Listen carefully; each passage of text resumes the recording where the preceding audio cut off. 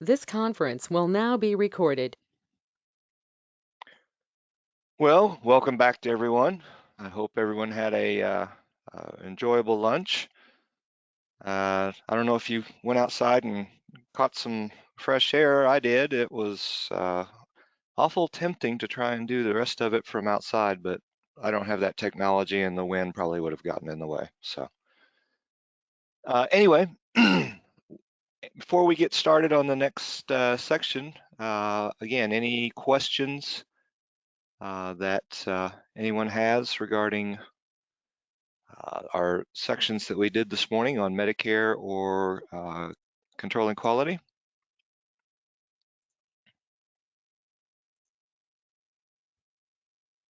Okay, well, if not, then we will move into our next section, which is communicating across generations. And this is a kind of a primer on, appreciating generational differences and treating it as a strength instead of as uh, something that is a source of conflict.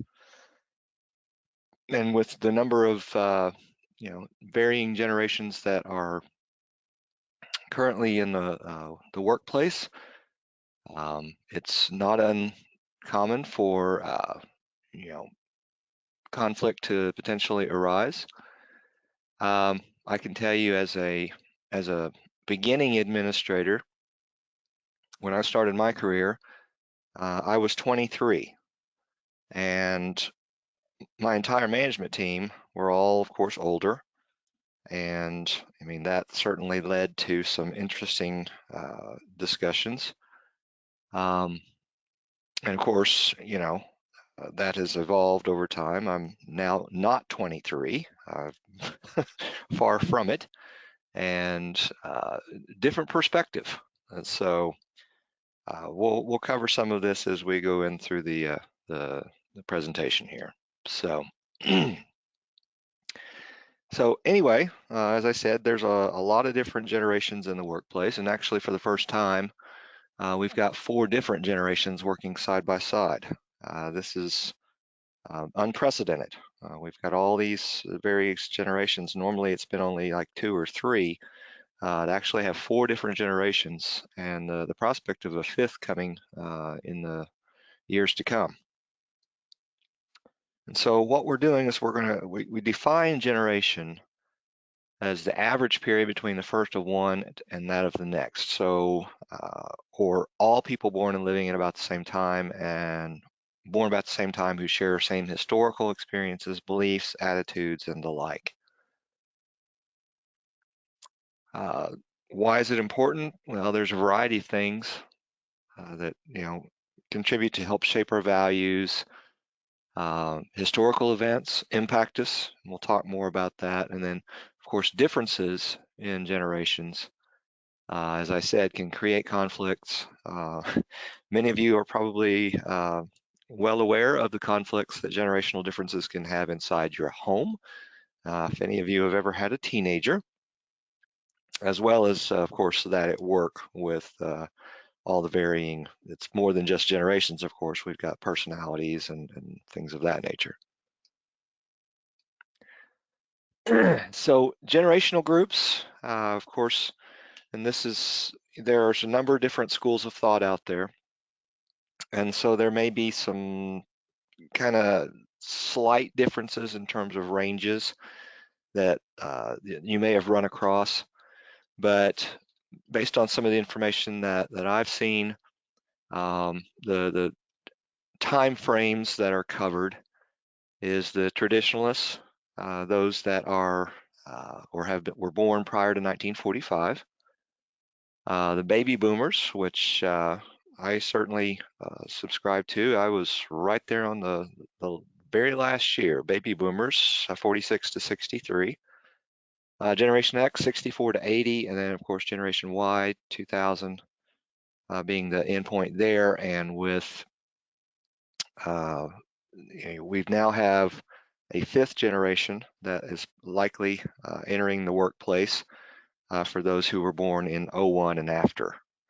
And so Whether they end up taking the place of the traditionalists, I suspect that we still have some out there working who were born prior to 45. So we actually do have 5 generations that likely are out in the workplace right now. And so some of you may identify as being a cusper. I certainly do. And that's really born between 2 generations, or either identifying strongly with one or sharing characteristics with both. And that's, from my perspective, having been born in 63, I actually probably identify a little bit more with Generation X, simply because I am on that tail end of the baby boom generation. And some of you may be the same. A little bit about some workforce demographics. With a total workforce of 150 million plus, you can kind of see the breakout with 42% still being in the baby boom generation. Gen X comprising another 43 million, or 29%. Gen Y, traditionalists at the time that this was done, still comprised about 7%. I suspect that's probably a little less. And of course, now we have the 5th generation that is going to be part of this pie graph at some point too.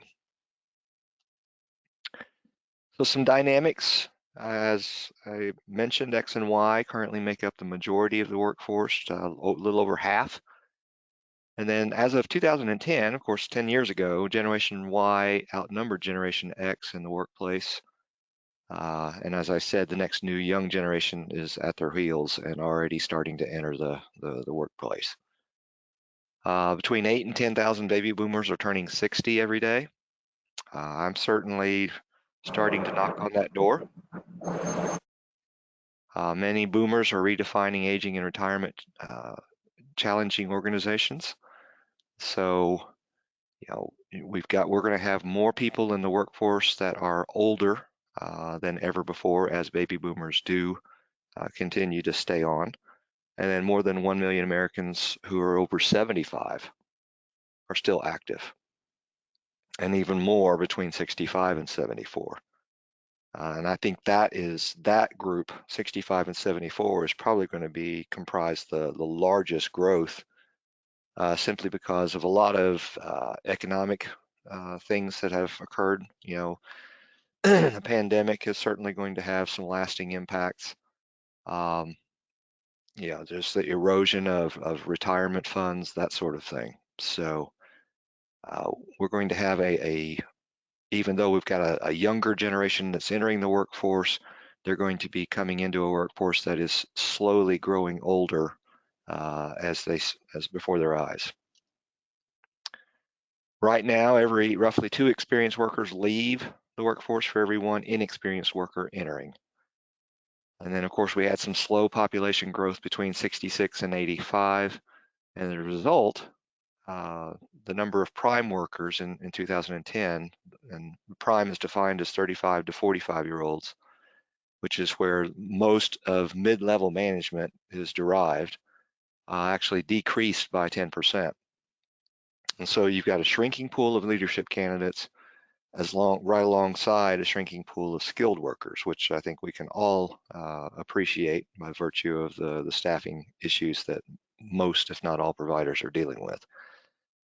The other thing I would add to this is that with the shrinking pool of skilled workers, along with a shrinking pool of leadership candidates, you're going to see individuals stepping into leadership roles as unprepared as they've ever been. And so as we move into the next section later on this afternoon, and we start talking about leadership, it's going to become even more critical that we work to develop leaders within our organizations, because they're going to be all we have to work with, but they're going to be less prepared than ever before. So some things to think about, or to talk about. What are some, and please feel free to add this into the chat room, or speak up. What are some major events that occurred while you were growing up? I'll just give you an example. I was 5 years old.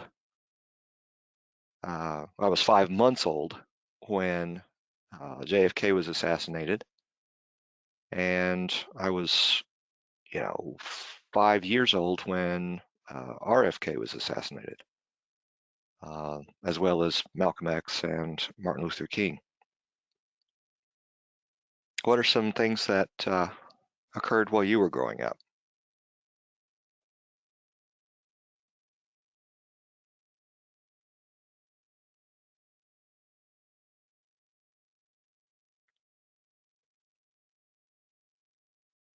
Yeah, 9/11. Yeah, Vietnam. Jody, I remember the nightly death counts coming in on the evening news. Yeah, good one. Nola, obviously OKC bombing. Uh, Elvis. Yeah, Watergate. Hmm. Yeah, Blake, the war in Iraq, of course, Tracy, the space shuttle. I remember exactly where I was at the space shuttle explosion. Yeah, Gulf War.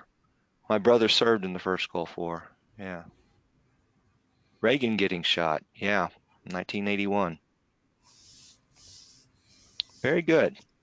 So what are some memorable symbols from your formative years? What were TV programs, movie songs, toy slogans? What about yeah, Princess Diana. What about remember like who remembers the Slinky? What about the TV program? Does anybody remember like Marcus Welby, MD?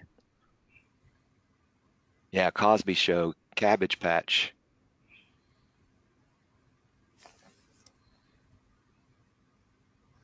Yeah, I remember one of the first records I ever had was uh,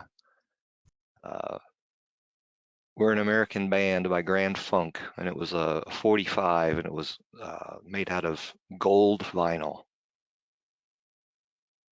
Okay, Nola, you're making me feel old. Nintendo. Little House on the Prairie, yes. That's my wife's favorite show too. So what are some oh, Atari. Susan, you're starting to age me here. Or what about the lemon twist that you used to The- put around your ankle? oh And yeah. uh, Oh yeah. I didn't, of course, but oh yeah, Blake, just say no. Oh my gosh, Bing Crosby Christmas special. I remember specifically the one with David Bowie in it. Yeah. So, what are some things that you find frustrating about the other generations in the workplace?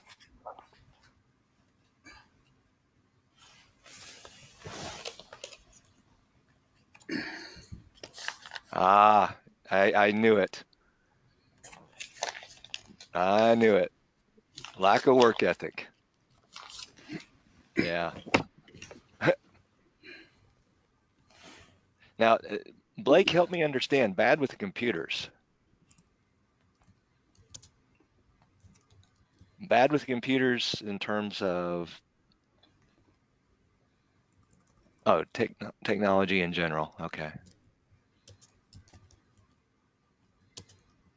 Yeah, always on the cell phone. Yeah. So yeah, that is definitely some things that can be frustrating about. I'm assuming that we're talking more about some younger generations. So conversely, what do we appreciate about other generations?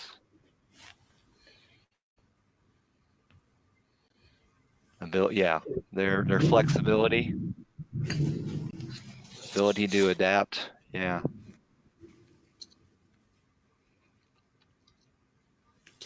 yeah, that's a good point, Nola. They definitely are more about the holistic, aren't they? Yeah, self-care is, I mean, they are more focused on work-life balance than maybe some previous generations, aren't they? So how can we, I mean, we've talked about some of the things that are frustrating, some of the things that we appreciate about the other generations. What ways can we better handle that conflict? Knowing that what the frustrating things are and the things that we appreciate, what are some ways we can better handle that conflict?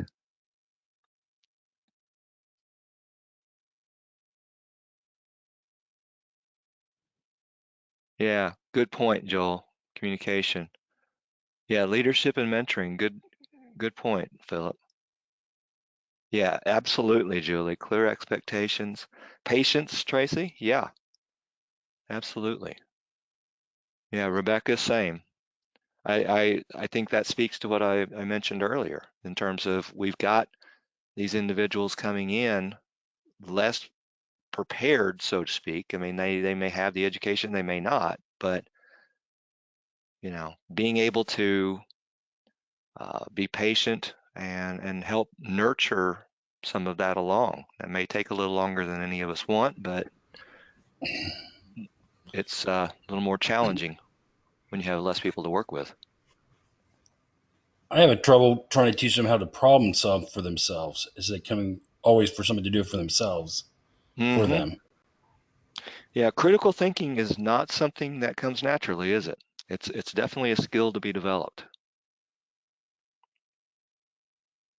And I would say from a leadership perspective, we're as guilty of kind of help perpetuate that environment because we don't nurture those problem solving skills. Yeah, good point. Lead by the example, Candace. That's good. Okay. Very good. All right. Just keeping y'all awake after lunch here. So gotta keep you interacting. So some of you may remember these guys. I think one of the three is still alive.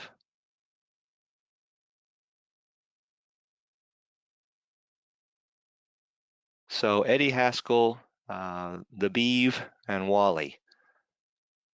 And if I'm not mistaken, I think I'm not sure if I know Eddie Haskell has passed. Not sure if Beaver or Wally is still alive. I think one of the two is and the other one isn't.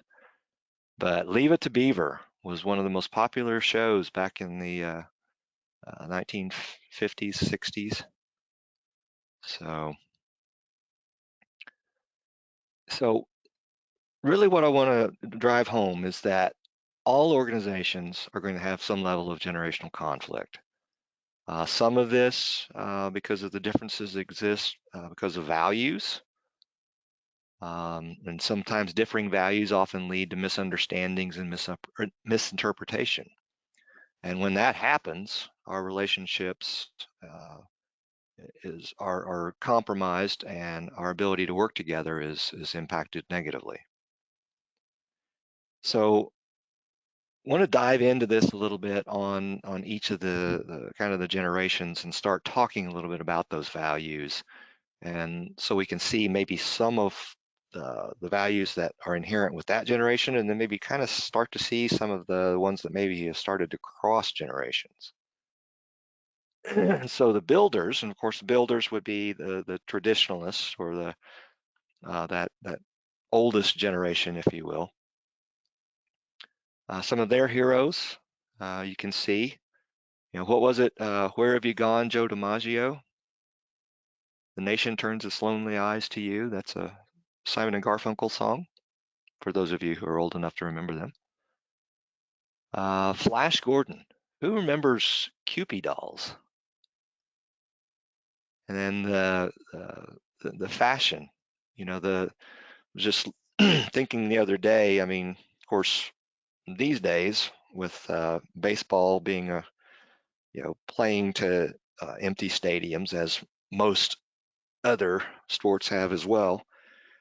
But I was just looking at a picture of Babe Ruth, and he was taking a picture with a young lady who was dressed to the nines, and then behind them were all of these people and all of the guys, and this was at a baseball game. They all had suits and ties and fedoras on. Think about that. How many baseball games or sporting events in general have you seen that kind of, it became a social event. And so the fashion was extreme, everybody dressed up. And that certainly has changed over the years, hasn't it? And so some of the values inherent with the builders generation, you can see here. I'll just point out some things. Certainly respect for authority, tradition, hard work, discipline. These are all values inherent with this particular generation, the builders. And so the baby boomers, again, that generation 46 to 64. So this is, okay, we're coming in after World War II. And so as a result, there's, some post-war affluence, and parents who were having children and having come through, probably parents that had come through probably the end of the recession, the Dust Bowl years, and certainly the wartime, where they had to sacrifice a lot, who wanted their children to have a better life than them. I can't tell you how many times my parents said that to me. We want you to have a better life than we have.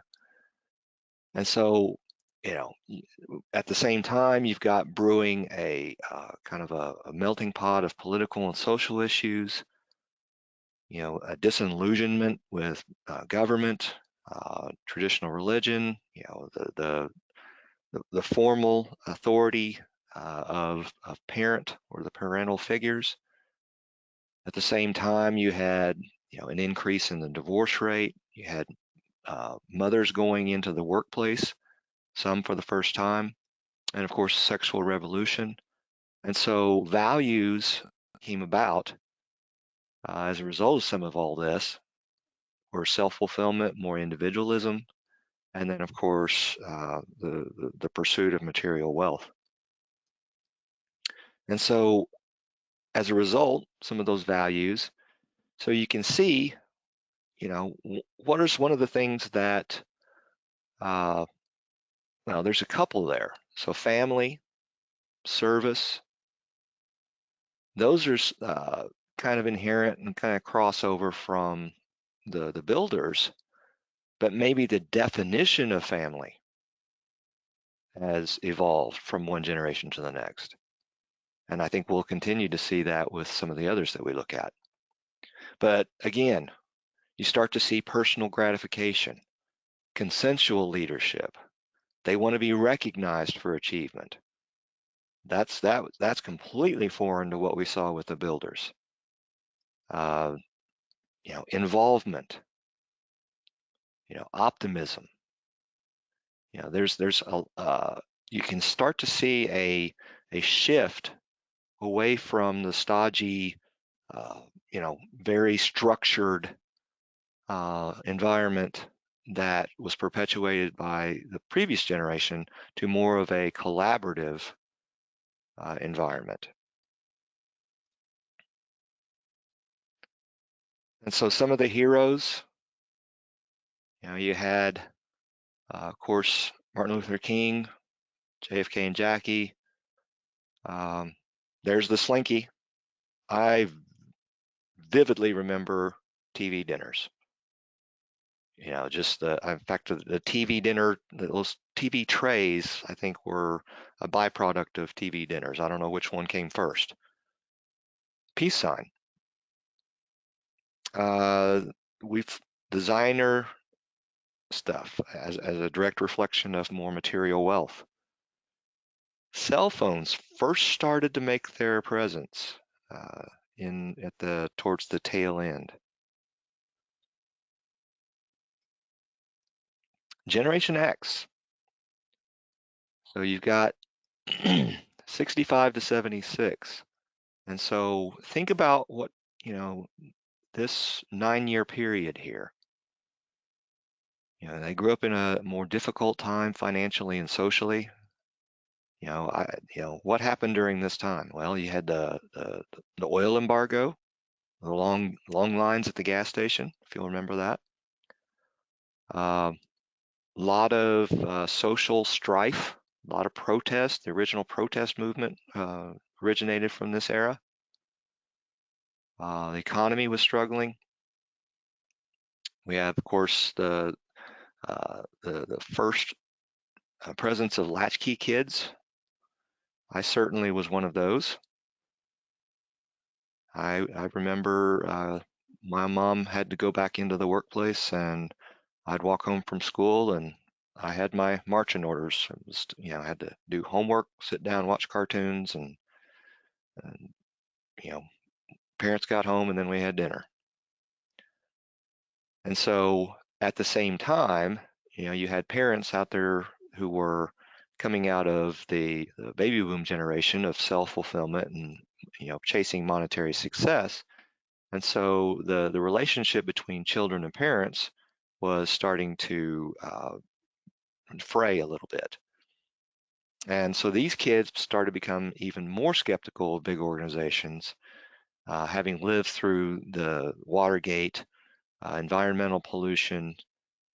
Started to see the presence of the first crop of AIDS cases starting to come about.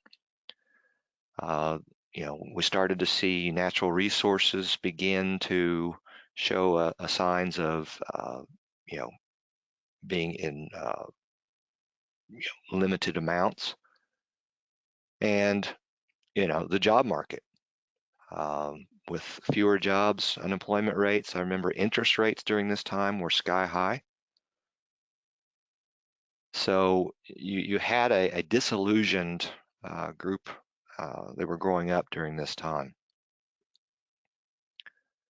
And so from a value perspective, almost from so certainly self-reliance, questioning authority.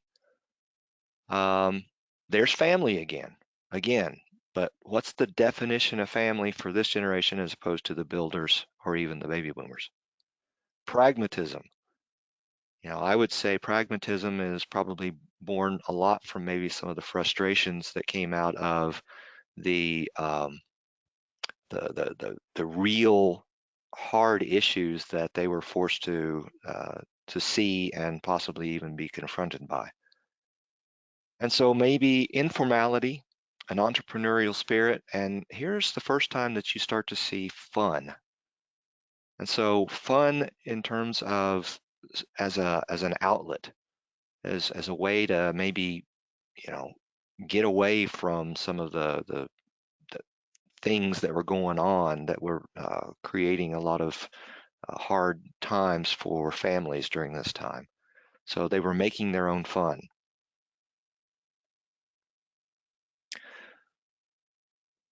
It's telling that this particular generation doesn't really identify as having any heroes.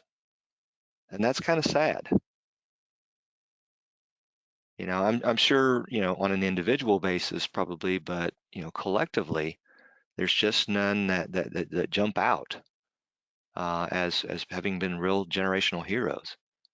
Some of the cultural icons, of course, Brady Bunch, Cabbage Patch Dolls, and here's where we start to see the informality or the evolution of the informality of fashion.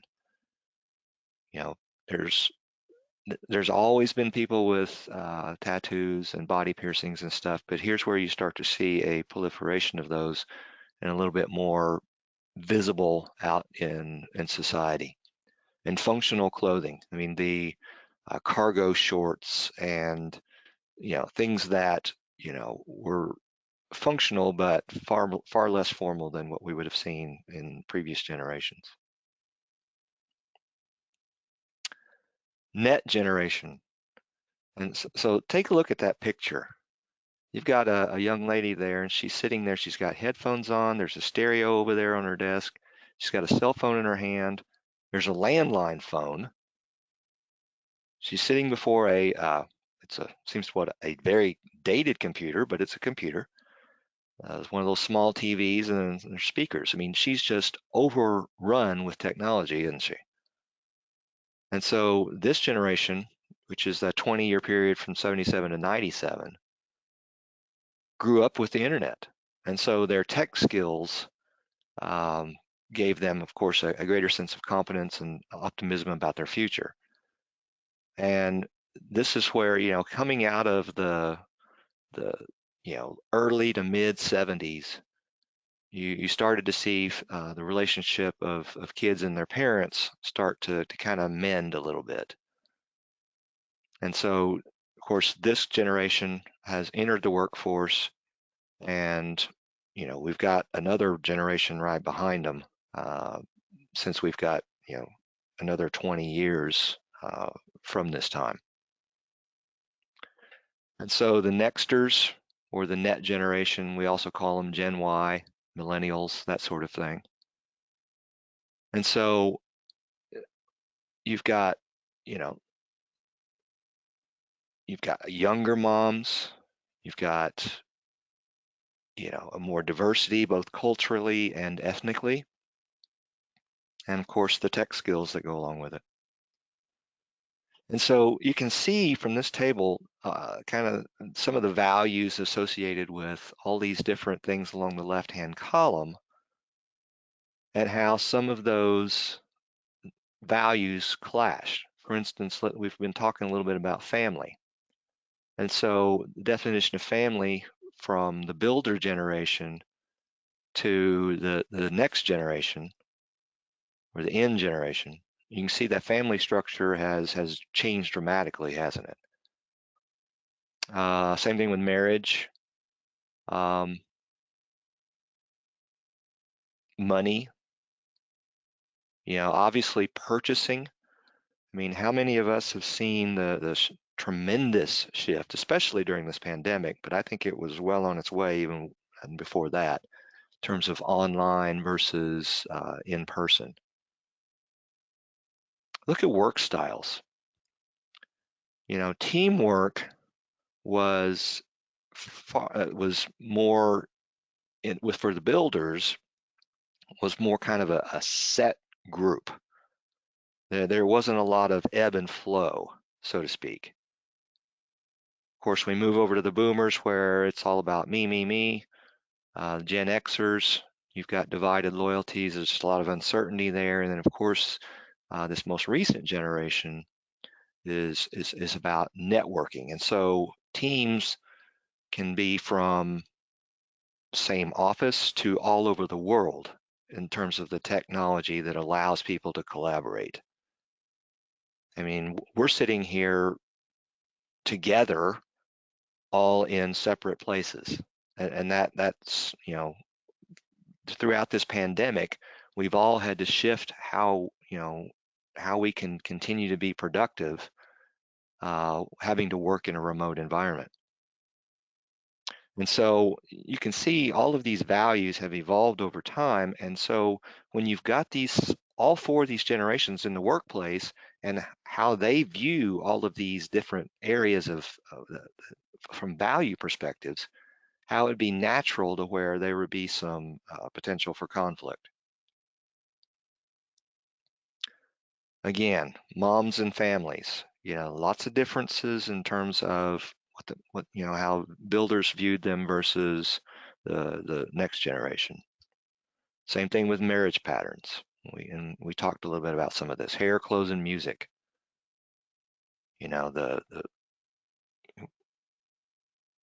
I remember getting most of the conflict I ever had with my parents had to do with the length of my hair. Of course, that's when I used to have hair. So same thing with music. money, builders because of the Great Depression, whereas now economic prosperity, and you can make money in so many ways. I mean, think about it. I mean, Bitcoin, Uber, I mean, all of these ways in which you can earn money on the internet. Same thing with tech. I mean, tech is the speed of development of technology is just, it's amazing how quickly things are developed and render other things obsolete. We talked a little bit about earlier about work styles in terms of work ethic. So, this most recent generation, the N generation, respects competency and not position, whereas builders were probably more committed to, hey, he's the boss, so we have to respect them. That's kind of evolved or devolved over the last 50, 60 years. Talked a little bit about war and morals. Obviously, builders had more traditional Puritan ethic. Now, of course, in this era, political correctness, tolerance. I mean, it's far cry from what it used to be. Not that it's any better or any worse, it's just far different. So again, what does all this mean for each of us at work? So sometimes, our perception is reality to us as we see it. And so we have to really think about, we have to take another look at what we think we know. Generational clashes because of value differences, and we talked a little bit about this earlier, understanding, acceptance, forgiveness. And I would start with understanding.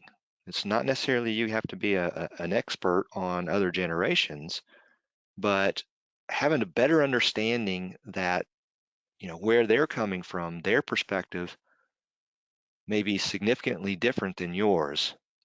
And from that, you can generate acceptance and forgiveness instead of, digging your heels in and, basically kind of taking a my way or the highway approach. So obviously understanding other points of view, embracing differences, keeping an open mind that, your way may not be the best way.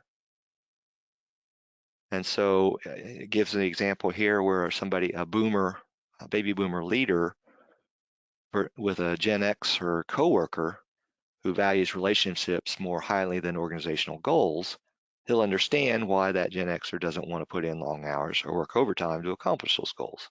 It's not because he's lazy or doesn't care, which could be a natural knee-jerk reaction. It's because that Gen Xer puts family relationships first and doesn't want to compromise. And so that's really kind of, re-examining our, what we think we know. Obviously, acceptance is crucial in every relationship.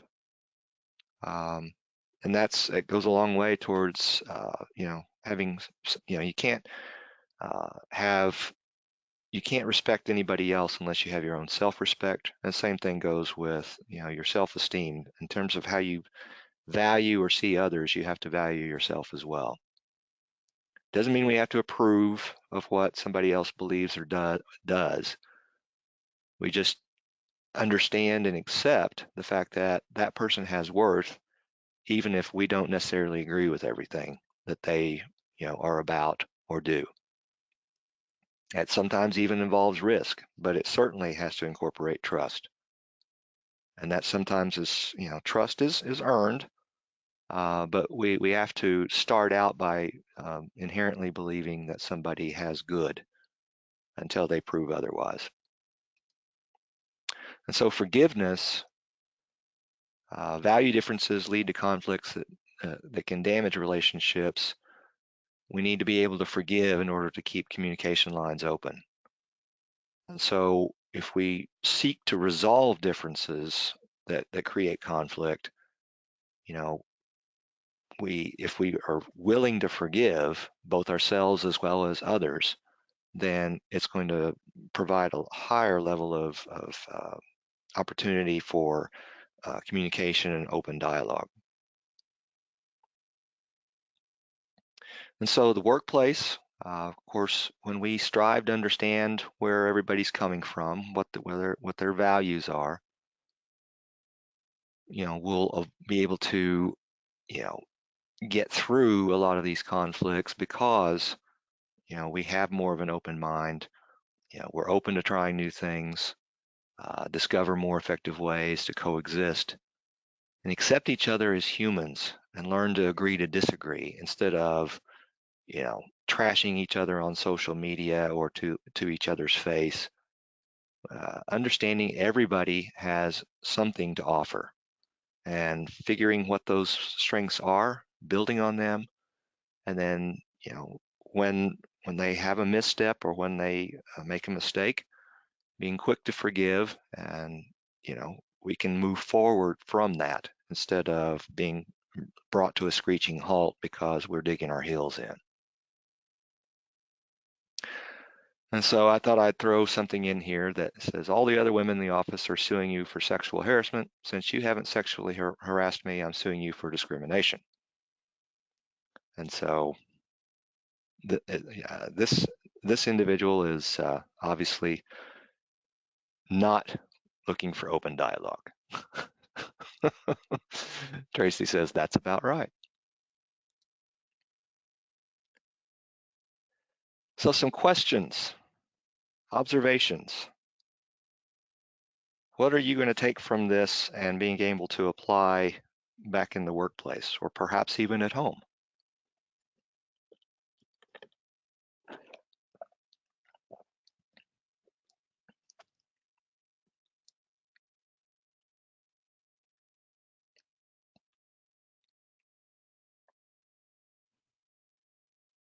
Any thoughts?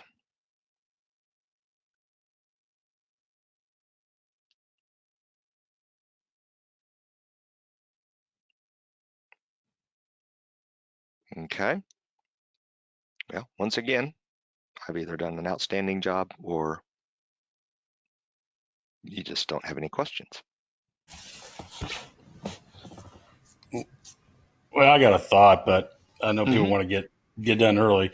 But I guess the kids are 20 years old. What I'm experiencing, they don't mind calling in and putting their coworkers in a terrible situation. They don't understand the domino effect of that. And I've been in this business for 20 years now. Yeah, it's very frustrating. Mhm. Um, you can't. I've tried every counseling, understanding, and it's just that generation work style doesn't really work with this industry in a lot of ways. On the it's just if they see there's no cover or they don't see the ship, they'll call in because they don't want to work a double or maybe have to stay later, and they don't realize the domino effect that does to everything. And we've tried everywhere, not just me, other past administrators, and it's just very frustrating how to communicate with these people. That sometimes there is sacrifices you have to take, but they can go to another facility and get hired on within an 8-hour period. Mhm. So I'm just venting now, Yeah. just Well, showing my age. what I would say is that I would go back all the way to, okay, if if that's the mindset that they have as part of your organization, certainly that's born from maybe some values, but I would kind of turn that around on you a little bit and say, okay, and basically to what Melinda just said, if they don't understand it, they don't get it. If what how well did they how good of a job did your organization do in terms of onboarding them and integrating them into the organization's culture, what it is that you're there to do, what you're about, and how they fit into that bigger picture. No, I think you're 100% right. I'm not disagreeing with your method, and if we can get them to come and stick with it I mean, we just last week we hired 7 people, 2 showed up. Mm, Now, again, that's a lower level. I don't know if it's COVID or what, but it's just I just never seen things like this. That people or they go for a lunch break and don't come back. And it's not that it's an unhealthy environment or anything. It's just it's tough work being a CNA. And it's more right. of the CNA. It's more to the CNA level, of course. I'm sure, and I'm sure everybody else is having those frustrations too, or a vast majority of people are. Yeah. I would, again, because I'm just kind of give you a little side story here. Very first building that I had as an administrator, I was 18 months into a 24-month AIT program. Okay. I was pulled into a position where the building was uh, in the process that it was undergoing an attempt by the Teamsters Union to organize it. Okay. And so I was thrust into this position as an acting administrator, and subsequently appointed as the administrator there, where you had a culture that they didn't understand their role, and we had, I believe, 250% facility-wide turnover. It was over 300% on CNAs, Wow. and so the temptation there is to. You said you hired 7 people, and I'm not taking a shot at you or anything here. I'm just No. I want to point out, because this is a common practice across the profession. Hey, we hired 7 people. Well, were those 7 people really all that you were looking for, or you had 7 positions and you had 7 people? And so what happens is sometimes the temptation is there's that warm body syndrome, is we'd rather have somebody in that role instead of nobody. Problem is when you do that, then your solid citizens, which is that core group of people that all facilities have, okay? All facilities have this core group of workers that are just, loyal to you to the dying breath, that are working their tails off, and then they see what's happening, and they want you to hire more people, but when you hire more people without hiring the right people or properly equipping them, it actually makes their job even harder, because they see them come and go, you know. And so I say all that to say that maybe it starts at the point where, are we asking the right questions at the time we interview them? So, there are things that we can teach, and then there are things that we can't teach. And so what we want to do is we want to gear our interview, our line of questioning, to draw out information about those things that we can't teach.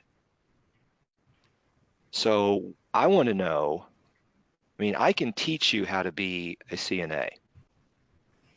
What I can't teach you is how to be reliable. And How I think to, that's go a ahead. valuable point. That's what I'm saying. Is that a generational thing? That's what I guess I'm asking, because that's how I'm saying, man. Because I'm older. I don't know. Yeah. Well, We can talk about this for hours. I don't want to stall anybody but it's just something that'd be a nice sidebar to have. It's too bad we can't be in person and talk about this during breaks and lunch and stuff and after training. But I did it from another facility that I worked for 18 years. I got paid a lot better, but it was state run. Not comparing apples to apples. So I had the financial chair to hold over them. This, what I'm seeing here is a administrator in training. They can't get staffed. Right. And I see good people doing strong efforts and really trying their best. And it's just a frustrating place to be. But I don't want to waste everybody's time. Like I said, we can talk about this forever. Yeah. Well, and it's I'll just tell you what I did, because you had, like I said, I had 250% facility-wide, 300% CNAs.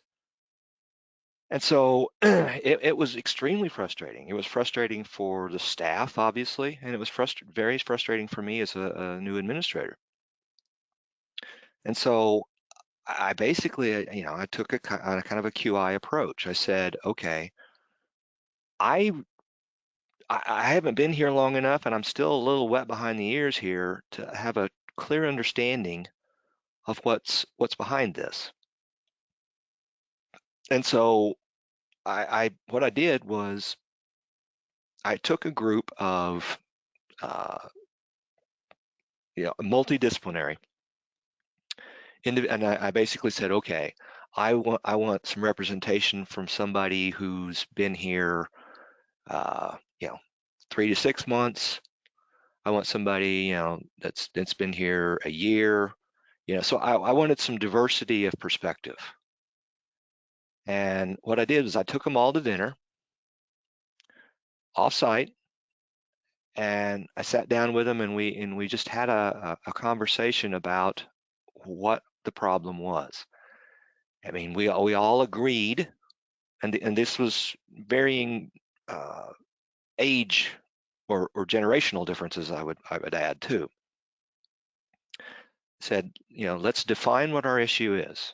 And we all agreed that we had our staffing issue was one more of the fact that that there was a variety of potential root causes, and so we had to prioritize from there.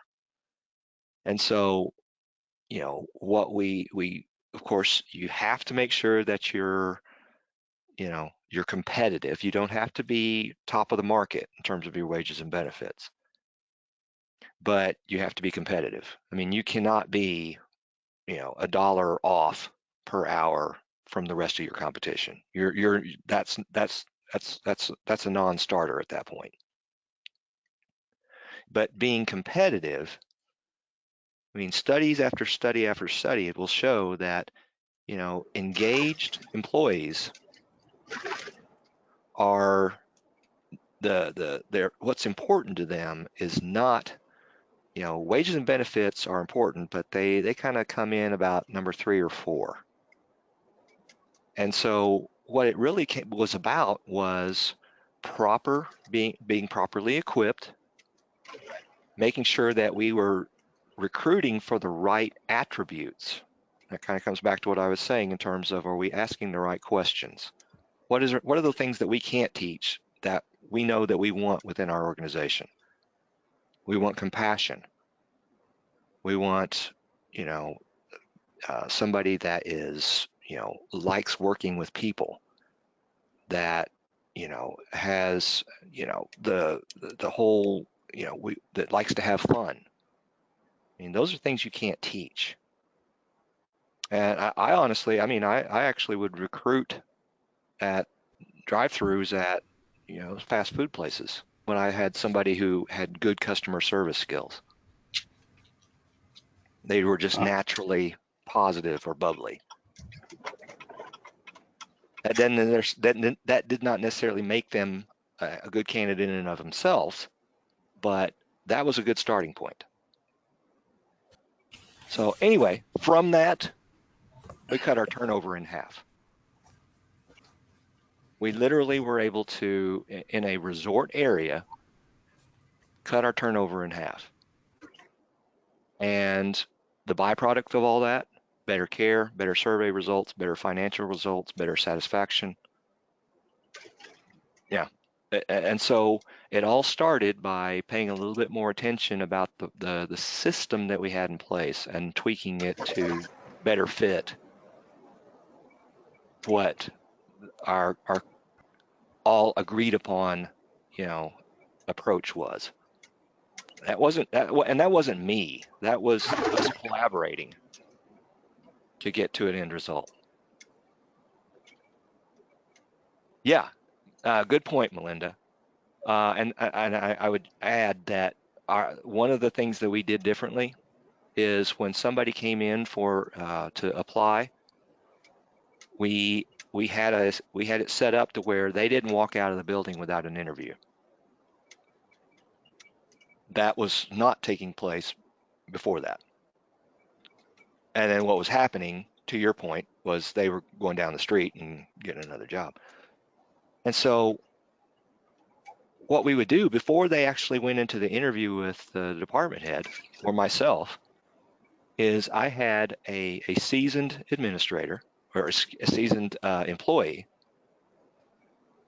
that we already understood they understood what our objectives were, and what they would do is they would tour them through the building.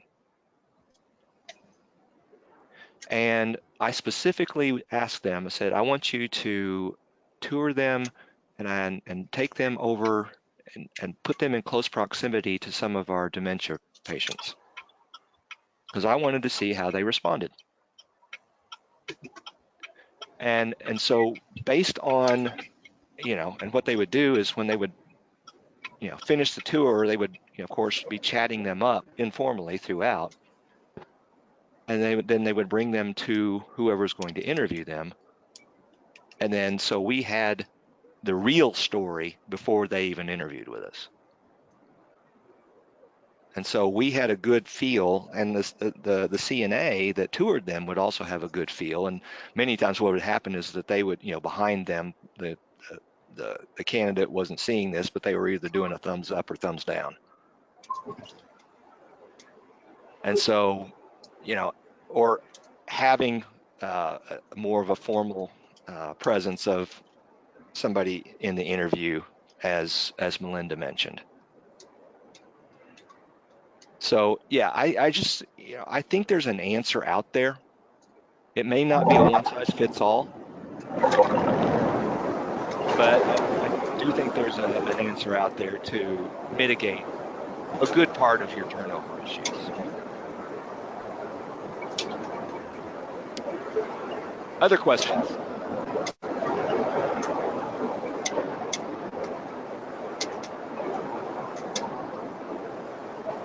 Okay. All right. Well, let's take a 15-minute break.